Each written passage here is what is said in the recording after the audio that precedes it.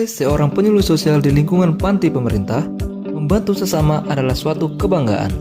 Disinilah kami menyadari bahwa menjalankan tugas adalah suatu bentuk tanggung jawab, terutama dalam memegang teguh core value ASN berakhlak, khususnya poin berorientasi pelayanan. Kegiatan rutin kami memberikan informasi dan konsultasi mengenai program kesejahteraan sosial secara tepat dan akurat kepada PPKS. Bukan merupakan rutinitas administratif, melainkan sebuah komitmen untuk memberikan pelayanan prima demi kepuasan masyarakat. Salah satu perwujudan nyatanya adalah saat kami memberikan penyuluhan mengenai penyakit PPKS dan konsultasi mengenai program bagi PPKS. Kami menyadari bahwa bagi masyarakat yang membutuhkan, informasi yang kami sampaikan sangat berharga dan membawa secerca harapan. Oleh karena itu, kami melakukan penyuluhan untuk selalu memastikan bahwa materi penyuluhan dan penjelasannya diberikan bersifat tepat, akurat, dan mudah dipahami. Interaksi sehari-hari, kami senantiasa menerapkan panduan perilaku dengan berusaha menjadi sosok yang ramah, cekatan, solutif, dan dapat diandalkan. Mendengarkan keluhan dengan empati dan memberikan solusi yang nyata adalah prioritas kami. Menyampaikan informasi mengenai kriteria penerima bantuan sosial seperti PKH atau Bansos Raskin, kami menyampaikannya secara jujur, apa adanya, sesuai regulasi yang berlaku. Kami tidak memberikan harapan palsu atau menjanjikan bantuan yang bukan hak mereka. Jika seorang PPKS secara nyata tidak memenuhi syarat, kami menjelaskan alasannya dengan santun dan bertanggung jawab, sembari mencarikan alternatif program pemberdayaan lain yang lebih tepat bagi mereka. Penyuluh sosial yang memegang data rahasia kemiskinan dan kesehatan atau DTKS, kami menjaga kerahasiaan data pribadi PPKS kami. Kami tidak menyalahgunakan informasi tersebut untuk kepentingan pribadi atau kelompok tertentu. Dalam sesi konsultasi, kami memastikan akses informasi diberikan secara adil kepada semua PPKS di lingkungan tersebut tanpa ada praktik tebang pilih atau nepotisme. Kompeten, aturan mengenai bantuan sosial dan jaminan kesehatan seringkali mengalami pembaharuan, seperti perubahan mekanisme penyaluran atau kriteria graduasi. Kami secara proaktif mempelajari regulasi terbaru, mengikuti bimbingan teknis, dan mendalami literatur mengenai rehabilitasi sosial PPKS.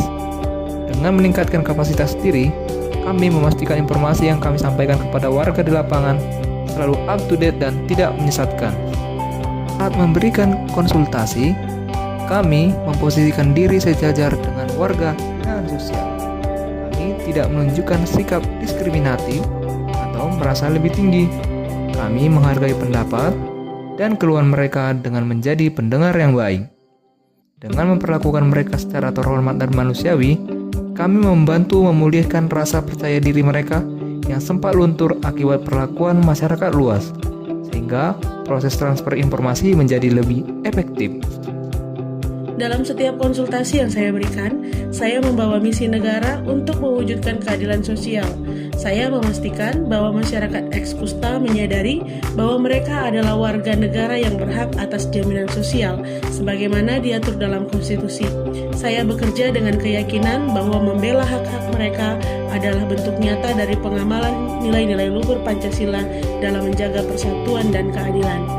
Saya menjaga perilaku dan tutur kata saya saat berada di lingkungan tempat tinggal ex-kusta agar tidak mencoreng citra pemerintah. Saya memberikan informasi yang kredibel untuk mencegah hoaks yang dapat merusak kepercayaan masyarakat terhadap program pemerintah. Berikut ini adalah poin krusial dalam pelayanan terhadap PPKS ex-kusta. Informasi mengenai identitas, riwayat penyakit, dan kondisi ekonomi mereka adalah rahasia jabatan yang saya jaga dengan sangat ketat. Dalam memberikan konsultasi, saya memastikan data pribadi mereka tidak bocor kepada pihak yang tidak berwenang. Kesetiaan saya untuk melindungi privasi mereka membangun rasa aman bagi warga ex-kusta untuk terus terbuka dalam berkonsultasi. Ketika terjadi perubahan kebijakan yang mendadak atau transisi sistem bantuan sosial dari manual ke digital, saya segera menyesuaikan strategi penyuluhan saya. Saya tidak menunggu masyarakat bingung. Saya hadir lebih awal untuk menerjemahkan kebijakan baru tersebut ke dalam bahasa yang sederhana dan mudah dipahami oleh warga ex-kusta, sehingga mereka tidak kehilangan haknya hanya karena perubahan prosedur. Saya menyadari bahwa konsultasi tatap muka terkadang memiliki batas waktu.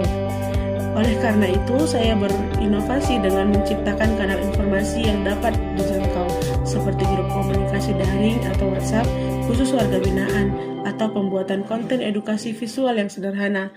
Saya tidak hanya menunggu pertanyaan datang, tetapi saya proaktif mencari tahu apa yang menjadi tren kebingungan di masyarakat ekskusta. Jika saya melihat ada potensi masalah dalam pendaftaran layanan kesehatan secara daring, saya segera menginisiasi pojok konsultasi digital di lingkungan mereka. Sikap proaktif ini mencegah timbulnya masalah sosial yang lebih besar dan memastikan masyarakat ekskusta selalu berada dalam lingkar informasi yang akurat. Saya tidak mendominasi panggung informasi. Saya membuka ruang bagi tokoh masyarakat, kader kesehatan, dan relawan sosial lokal untuk turut serta dalam menyebarluaskan informasi program pemerintah. Saya memberikan ruang bagi kelompok masyarakat ekskusta sendiri, seperti organisasi penyintas, untuk menjadi mitra dalam mengkomunikasikan kebutuhan rekan-rekan mereka, sehingga proses konsultasi menjadi lebih partisipatif dan inklusif.